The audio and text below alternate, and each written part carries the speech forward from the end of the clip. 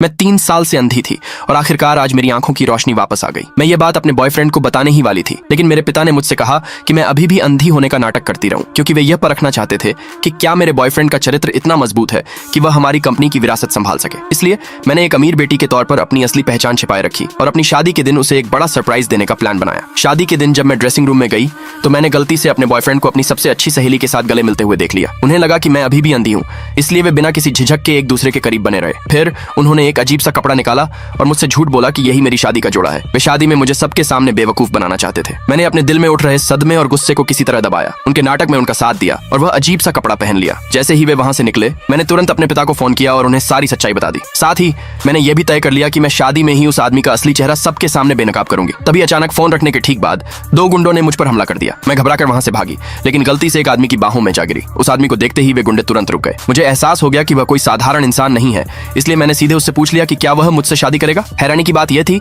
कि उसे मुझसे पहली नजर में ही प्यार हो गया। उसने मेरी आंखों में देखते हुए पूरी गंभीरता से कहा, मैं खुद तुम्हारी शादी में आऊंगा और तुम्हें शादी के लिए प्रपोज करूंगा। कुछ ही देर बाद मैं शादी की जगह पर पहुंच गई। जब मेहमानों ने मुझे उस अजीब से कपड़े में देखा तो वे सब आपस में कानाफूसी और गपशप करने लगे, लेकिन मुझे इसकी जरा भी परवाह नहीं थी। मैंने जोर से ऐलान किया कि मैं अपना दूल्हा बदलना चाहती हूँ। मेरा बॉयफ्रेंड गुस्से से आग बबूला हो गया और मेरा मजाक उड़ाते हुए बोला कि कोई भी आदमी किसी अंधी लड़की से शादी नहीं करेगा। ठीक उसी पल वह अजनबी आदमी शादी के तोहफे लेकर वहां आ पहुंचा और सबके सामने मुझे शादी के लिए प्रपोज किया। ये देखकर कि मैं एक बहुत अमीर परिवार की बहू बनने वाली हूँ। दूसरे पार्ट के लिए कमेंट में यस लिखे।